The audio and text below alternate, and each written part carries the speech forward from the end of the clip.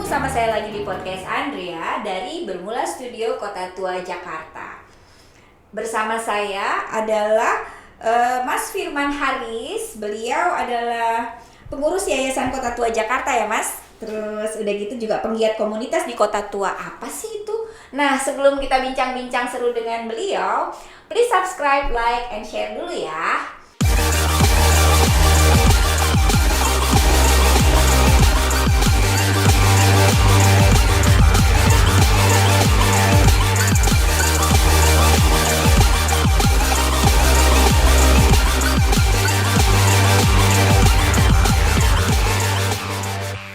Mas, ya. ngomong-ngomongin nih tadi ya, Ya, terima kasih nih sebelumnya nih udah mampir-mampir ke sini, seneng banget. Sebelumnya tadi kan Mas Firman bilang pengurus Yayasan Kota Tua Jakarta. Apa sih yang diurusin oleh yayasan itu di Kota Tua? Ya Mbak Andri, jadi awalnya sih diajak temen gitu ya. Oh oke. Diajak Mbak Eti, yuk bangun musola gitu kan. Oke, di Musola di gedung ini di sini. gedung ini di Oh di lantai 3 3. itu. Oh I see yang keren itu. Musola Fatan Mubina, dibantu sama antar perwakilan Bank Indonesia. Oke. Nah karena ajakannya mau bangun musola kan nggak mungkin Nggak bisa ditolak ditolak. ya. Udah kebayang pahalanya ya. Iya, maksudnya kok cocok juga ya, kita udah usia begini ya harusnya banyak ngurusin akhirat juga gitu kan. Iya, oke. Jadi awalnya di situ sih ya, tapi ternyata berkembang sehingga perlu dibentuk yayasan, apalagi untuk Kota Tua ya, karena kita sejak tahun 2005 emang sudah berkecimpung lah di kawasan sejarah atau kawasan cagar budaya Kota Tua. Jadi why not gitulah ya. Jadi Tunggu dulu, sudah segitu lamanya berkecimpung di lingkungan Kota Tua lah. Memang ngapain aja Mas gitu kan? Kota Tua sih emang udah lama ya, tapi kan biasanya orang jarang lo mau ngurusin gitu. Emang Mas Firman ini sebenarnya apa sih? jadi ya ini juga nggak tahu ya, emang katanya sih nggak ada yang kebetulan ya, dari no coincidence. Jadi 2004 itu Iya. Bank Mandiri waktu itu kan mau membangun museum. Oke. Ya, salah satu gedung cagar budaya di bekas Bank Eksim ya, atau bekas Netherlands maskapai. Di sini nih, di lingkungan sini Di ya. dalam Oke. lapangan stasiun itu kalau kita bilang di gerbangnya Kota Tua lah ya. Wow. Ya di Keren. SMK, di HUB Iya. gitu ya. Nah di situ teman karena kita emang fokus pekerjaan 2005-2008 ya, kita mempersiapkan museum operasional, belum terlalu terikat atau dengan masyarakat atau komunitasnya ya. Tapi setelah selesai di museum, justru kita malah dekat gitu ya, karena udah banyak kenal.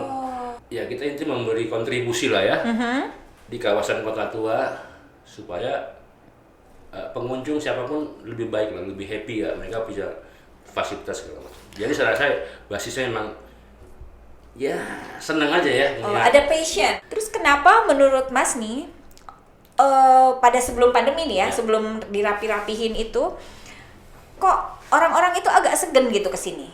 Parkirnya susah juga. Bingung. Sekarang udah ada mendingan, udah ada MRT gitu kan, ada ini kan ya macam-macam lah ya, udah banyak. Dulu kan mau kesini naik mobil nggak bisa parkir gitu kan. Iya. Terus udah PKL di mana-mana. Ya. Itu gimana tuh? Kita cerita zaman dulu nih. Ya sebenarnya kalau Kota Tua ya, kalau kita lihat. Karena itu terlalu lebar gitu, terlalu skopnya terlalu luas. Ya ini harus kerja bareng ya, perlu Siapa aja yang diajak kerja bareng? Ya ini multi stakeholder ya. Jadi Kota Tua itu kan saya lihat multi stakeholder ya. Multi interest juga buat Iya benar. multi aktor gitu kan.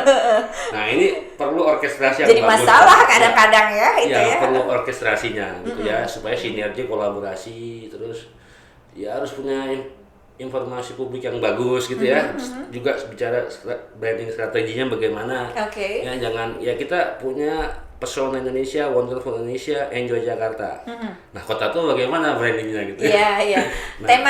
Punya tema dasar, kemudian mungkin yang seperti pernah kita bicarakan tadi, mimpi yang sama. Nah itu dia. Jadi betul sekali Mbak Andri ya, waktu itu ya ini memotivasi kita juga ya. Di 2011 kalau nggak salah, itu Bu Mari Pangestu waktu launching program DMO ya, Destination Management Organization, tata kelola pariwisata dengan basis masyarakat, community base, membentuk local working group. Oh, that's nice loh sebetulnya. Beliau itu mencanangkan gitu ya. Ada 5 komitmen stakeholder waktu itu dicanangkan oleh beliau dan Apa aja tuh? jadi salah satunya itu adalah menuju warisan dunia.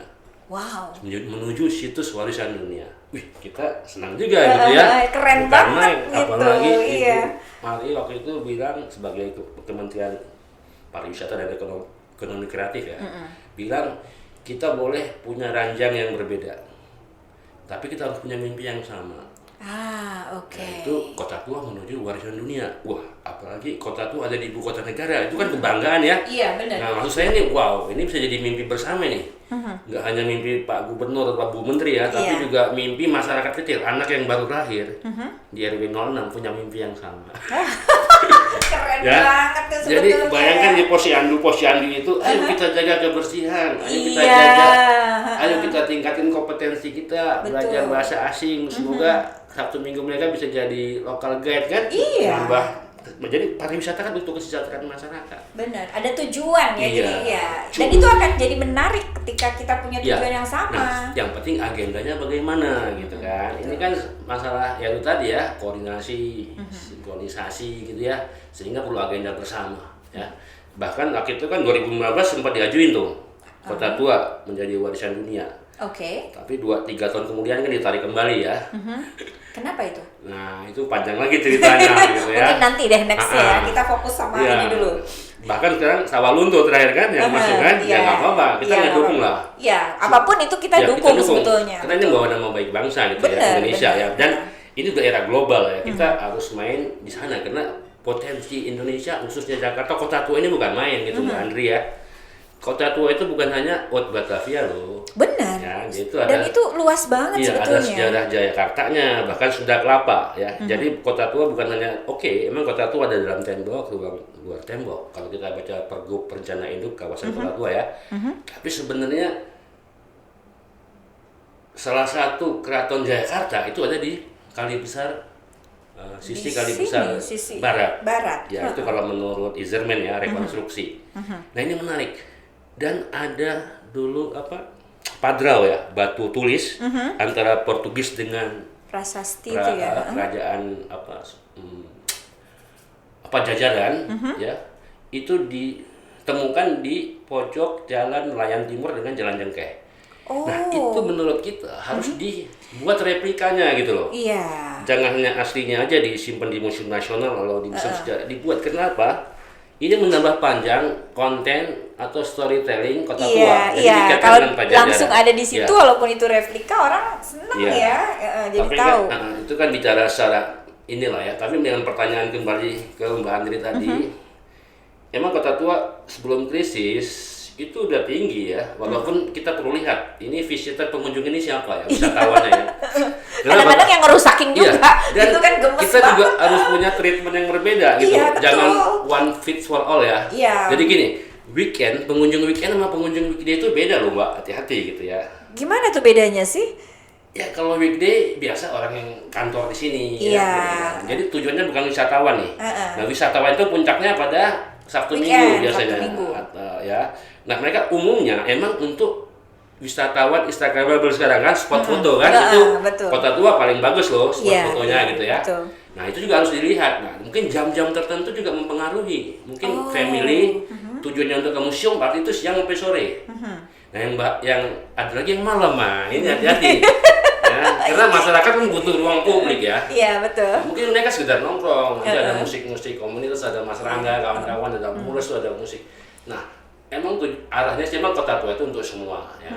Itu harus difasilitasi, didorong, diedukasi, ya sadar kebersihan gitu ya. Iya. Ya semua harus bergerak gitu loh. Di situ kita perlu berkolaborasi ya. Oke. Bagaimana mengedukasi pengunjung, termasuk juga meningkatkan kapabilitas ya, kompetensi teman-teman masyarakat lokal. Kayak Mas Rangga itu beliau udah ngarang lagu tentang Kota Tua loh. Wah, hebat ya. Keren, Mbak bisa lihat. Iya. Bahkan saya bilang Mas Rangga yuk kita buat versi Belandanya, versi Iya, Inggrisnya. itu keren banget Bahkan pasti. versi masyarakat teman-teman pecinan ya, versi Arab atau Yang musiknya. berada di sini Iya, ya, pada karena zaman harus- dahulu harus gitu kan. lokal kan, kita harus lokal konten kan, karena Betul, kekuatan Kota Tua ini kan keberagaman gitu Mbak Andri. Betul. Nah itu yang saya bilang, ayo kita punya bahasa yang sama dalam branding Kota Tua gitu loh. Kota Tua tuh dari dulu keberagaman, karena Batavia bahkan Jayakarta maupun Surakarta itu adalah kota pelabuhan ya. Jadi emang cair gitu ya masyarakatnya. Nah, ini yang menurut saya membedakan salah satu destinasi atau identitas ya, point of difference Iya. Kota Tua Jakarta dengan destinasi lainnya, lainnya, dengan iya. historic city lainnya. Pariwisata untuk kesejahteraan ya. Ekonominya Iya, mantap ya. Iya, benar. Banyak orang yang menangis loh merintih kan, apalagi Iya, di iya. awal-awal nggak bisa Betul. bermata Kafe pencaharian. semua tutup, kafe semua harus tutup.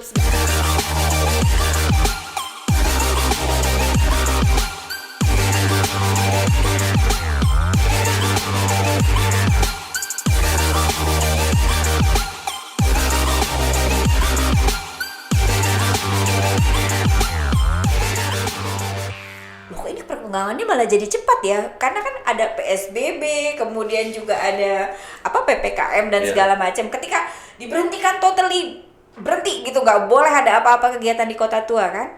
Nah itu baru tuh kecantikannya kelihatan banget kan? Saya bilang, oh my god, saya pernah kesini malam-malam itu kan, Iya. kemalaman malahan, sering pulang kemalaman segala macam. Saya bilang, saya ngobrol gitu kan sama Mbak Eti segala macam, saya bilang gila ya, ini ternyata udah kayak di luar negeri sebetulnya nih gitu kan, udah cantik banget, udah bersih karena kan orangnya jarang yang datang. Nah sekarang yang jadi pertanyaan adalah, yaitu tadi balik lagi seperti yang saya tanya sama Mas awal, akankah nanti nih setelah di new normal kan udah diuntungkan nih Kota Tua ya, jadi dia slowing down dulu, dirapihin, diberesin dengan regulasi-regulasi baru. Sekarang kan masih tutup juga kan? Iya, betul. Sekarang masih tutup Sampai tanggal 8 ya. Iya, sampai tanggal 8. Nah, apa sih nextnya gitu ya yang ada di benaknya Mas Firman ini? Maksud aku sebagai penggiat Kota Tua, penggiat komunitas terutama. Nah, itu apa yang ada di benak Mas supaya nanti tuh ketika sudah dibuka kembali itu punya wajah baru yang wow gitu, orang tuh nggak nyangka gitu loh bahwa oh ternyata selama ini Kota Tua tuh kayak parel yang ada di dalam lumpur gitu, sekarang udah digosokin nih sebentar. Jadi dia diuntungkan sebetulnya dengan adanya pandemi ini kan? Iya, ya, jadi emang menarik ya. Menarik banget sebenarnya. Pertama ya tadi yang menarik itu kayak foto ya, bagus, bersih. Iya. Tapi kan sebenarnya pariwisata untuk kesejahteraan ya.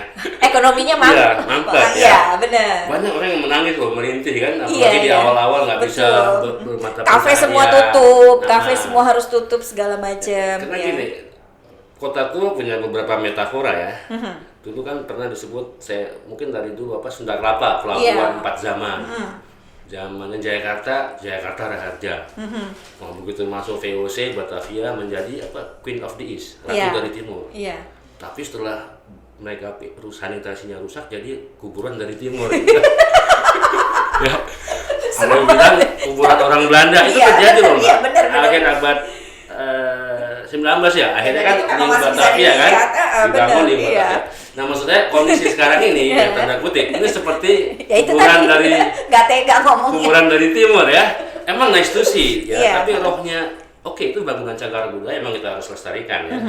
Itu adalah hadiah dari masa lalu untuk generasi berikutnya. Iya, betul. Tapi rohnya cagar budaya itu adalah sebenarnya seni tradisi kehidupan masyarakat gitu ya. Maksud saya dan termasuk menyejahterakannya gitu kan, bukan. Emang beberapa stakeholder ambil peran ya, karena saatnya sekarang kan kita untuk peduli, empati dan simpati ya, simpati dan empati. Peduli, empati dan simpati. Iya, dan inilah kita diuji gitu ya, bagaimana untuk berbagi ya. Pemerintah juga ngasih program insentif yang bagus-bagus, tapi kan semua itu dalam jangka pendek ya. Iya. Untuk survive dulu lah, jaring pengamanan sosial diaktifkan gitu ya. Iya benar. Intinya kan itu. Tapi bagaimana pasca? Ini yang seperti ini yang menarik gitu ya. Dan setiap krisis itu memberi pelajaran yang mahal kan. Kalau selalu bilang, kalau nggak salah Albert Einstein yang bilang sebenarnya kritis yang paling utama itu adalah inkompetensi gitu. Ya, hati-hati ini gitu juga, ya. Iya, hati-hati. Ya, karena saya lihat UNWTO kan udah mengungkap data ya. Iya, benar. Sektor pariwisata itu free fall 74%. Gila ya. Dunia Januari Desember dibanding tahun lalu. Iya. Dan yang paling tinggi itu Asia Pasifik loh, 84%. Oh, ya, Amerika kalau nggak salah 78-79. Ini restartnya bagaimana? Restart turismenya gitu ya. Itu cara bakronya ya. Nah, kita juga harus merespon yang saya bilang tadi, multi stakeholder-nya harus ayo. Apa yang kita lakukan ya? UNETO punya skenario 2022-2024. Oke. Nah, kita juga harus duduk bareng gitu ya. Iya. Ya, kita mungkin dari masyarakat ya. Jadi kan tadi kan stakeholder tuh macam-macam ya. Bener. Ada yang punya kepentingan gitu kan, ada yang Sebenarnya yang penting itu gini, Mbak Andri. Ada bisa yang punya, positif, bisa negatif. ya, kita bicara positif ya. Oke. Regulator, pemerintah punya otoritas kan buat peraturan. Iya. Nah, industri wisata punya inisiatif, punya modal lah ya. Iya, betul. Nah, masyarakat biasanya punya semangat gitu ya. Ngompor-ngomporin, ayo. Nah, tapi semangat itu ya nggak boleh berhenti. Gitu Benar. kan? Bukan jam kerja aja ya. Iya. Jadi kita semangat Kota Tua bukan kalau kita masuk jam 9 pagi pulang jam 5. Kota Oke. Tua itu kan 24 jam Harus, 7 hari, iya, ya kan? 7 hari. Nah itu perlu semangat ya, militansi. Biasanya kan determinasi. Itu yang bukan main dari komunitas saya lihat ya. Jadi Oh, oke. selama mereka diarahkan, terus kita punya tadi tujuan bersama, punya mimpi bersama, akan bisa menjadi kekuatan. Mereka juga menjadi satu kekuatan Iya. melalui kolaborasi itu Iya, ya. kayak teman-teman bangun pos informasi wisata itu dari Iya. 2013 itu penggerakan teman-teman Ontel loh. Ontel Paguyan Wisata. Ontel itu sepeda tua itu. Iya, kan? jadi itu ada komunitas tuh Pak Sanen. Kapan-kapan wawancarin deh Pak Oh, Sanen. boleh. Nanti Ya. akan ada Banyak tuh. cerita-cerita yang menarik gitu loh. Jadi kalau saya lihat ini kan Kota Tua kan konsepnya kan community base ya. Iya. Karena kita di urban heritage ya. Iya, dan ini kebanyakan mayoritas adalah penggeraknya itu kan berbasis katakanlah kerumunan gitu kan. Iya kan, kerumunan. Jadi gimana ini gitu kan. Jadi gini, kalau bicara komunitas itu ada dua ya secara umum. Iya. Mereka yang beraktivitas ya di kawasannya masing-masing. Iya. Dan mereka yang motifnya mencari pencaharian. Nilai Ah, tambah. oke, I see. Nah ini hati-hati, maksud saya kita melihatnya seperti itu. Nah, Ini saya baru tahu ya, nih. dan komunitas lokal ini juga nggak kalah main potensinya. Misalnya ya pencak silat. Itu ada Iya. Cakra Buana di belakang Beos itu berdiri tahun 78. Wow, udah lama Mereka tuh, banget. sebelum krisis itu latihan sekali. Taman Fathaillah latihan bersama. Apalagi sekarang silat kan udah jadi apa ya, warisan budaya ya. Iya, betul. Dunia kan. Nah, kalau mereka latihan tuh turis banyak berkerubung. Nah, itu Pengen maksud lihat. saya. Dan mereka nggak ada motif ekonomi. Maksudnya Iya. nggak cari duit nggak namanya. Ya. Juga ada kelompok mana lagi? Musik biasanya kan? Iya, musik musik sedih. latihan. Hadroh atau Rebana gitu atau Ya, rebana. tradisional. Terus kemudian saya pernah juga lihat misalnya salah satu komunitas musik biola atau Oh iya, apa. itu musik Iya. teman-teman Kotu Art ya. Kotu art atau ya itu juga Iya. keren banget. Tapi intinya mereka ada di lingkungan Kota Tua. Ya. Kota Tua ini kan kalau kita lihat ada kecamatan Taman Sari, ada kecamatan Tambora yang Jakarta Barat, ada juga kecamatan Penjaringan yang di Jakarta Utara, yang Pelabuhan Sunda Kelapa, ya kawasan Museum Bahari. Nah itu juga masyarakat Bugisnya banyak gitu ya. Iya. Saya punya tradisi. Belum lagi kita bicara pecinan. Iya, itu Ini dari bentar mulai lagi mau kulineran gongsi lagi, nih ya, mau kuliner, apa? Iya. seru banget. Walaupun nggak boleh ya, karena masih Iya, ini iya, kita mudah-mudahan itu ada festival Cap Gomeh tiap tahun. Wow. Terus ada lagi Pekojan, ya masyarakat Arab. Mereka punya tradisi malam ke-27 Ramadan ya. Ada kumpul-kumpul di Iya. Masjid Azawiyah, malam ke-29 Ramadan di Masjid Langgar Tinggi. Nah itu acara budaya masyarakat. Nah ini justru komunitasnya juga harus didukung gitu loh. Maksud saya Iya. ada perlakuan khusus, bantuan, program segala macam. Tapi ya kayak misalnya gini, grup apa namanya Barongsai ya. Oh Taman iya, Riau. Itu iya. jangan sampai hilang di pecinan gitu ya. Benar. Dan mereka sebulan sekali atraksi di Taman Fathaillah, ruang publik gitu loh. Iya. Jadi bagaimana menjadikan kolesium, kalau saya bilang kolesium gitu ya. Kalau gaya Taman banget. Fathaillah sebagai miniatur Kota Tua, sebagai keragaman. Kalau Pak Mansur bilang motherland of Jakarta, bahkan motherland of Indonesia gitu. Iya, Ya, benar. karena dari Batavia lah menjadi Jakarta, daerah khusus bukan Jakarta kan? Iya, betul. Yang sekarang jadi ibu kota negara kan? Ya kalau nanti nggak dipindah gitu. Ya. Masih lama Nah, kayaknya. jadi menurut saya masa krisis ini kita harusnya konsolidasi. Ya. Malah ya, manfaatkan waktu ini untuk ide-ide baru ya kerjasama ke depan. Lebih inovatif lah ya gitu kan. Ya, lebih- tapi ya kembali harus semuanya saling apa ya? saling berkolaborasi supaya- dan bahu membahu gitu agenda ya. punya agenda bersama lah. Setelah Betul. ini mau ngapain ya? Jangan sendiri-sendiri gitu Dan ya. harus sustainable ya. Dan Oh iya, keberlanjutan ya. Iya, Karena itu yang penting betul, sebetulnya. Restart, maksudnya kan kita diuji nih sekarang ya. Maksudnya bagaimana daya tahan pariwisata kita ya berapa Iya. tahun bisa recover karena semuanya begitu selesai akan berkontestasi lagi gitu kan. Iya, betul. Akan merebut pasar lagi, ceruk baru gitu ya. Iya. Apa atraksi baru yang kita bisa wujudkan ya.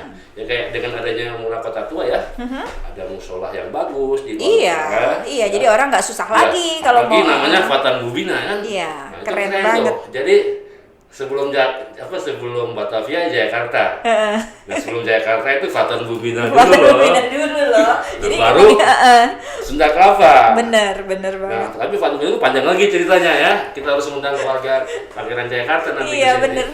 Bisa itu. Jadi memang kalau saya tarik benang merahnya ini, Mas Firmannya menarik banget ya. Tapi mudah-mudahan sih bener yang Mas Firman bilang, dengan adanya passion dari para stakeholder untuk bersama-sama mimpi bersama, itu akan terasa lebih mudah dan akan percepatannya itu pasti akan terrealisasi gitu ya. Iya. Seru banget deh ini nih. Wah, Mas Firman makasih banyak. Siap, iya. Tapi satu kata nih sebelum tutup ya buat Iya, iya. Sobat Mula Milenia. Apa yang Mas Firman ingin sampaikan pada mereka yang kaitannya tuh dengan keberadaan Kota Tua nanti setelah buka lagi? Ya, kita harapkan Kota Tua itu untuk semua. Iya, ya, Kota Tua untuk semua. Potensinya besar sekali ya, teman samping tempat spot-foto terbaik, sebenarnya Kota Tua itu kan destinasi belajar wisata juga. sejarah ya. Jati diri kita loh, Mbak, jati diri bangsa, asal mulanya bangsa. Iya, betul. Karena dulu menjadi sebelum Batavia kan, 1619 ditaklukkan, kemudian berdirilah Batavia di bawah rentuhan Jayakarta. Wow. Ya biar tahu nih, jadi jangan tanggal 30 Mei euforia memperingati hari Batavia gitu ya. Oke, baiklah Sobat Mula Milenia, begitulah tadi bincang seru kita bersama Mas Firman Haris dari Kota Tua Jakarta. Sampai ketemu lagi dan salam. Muah.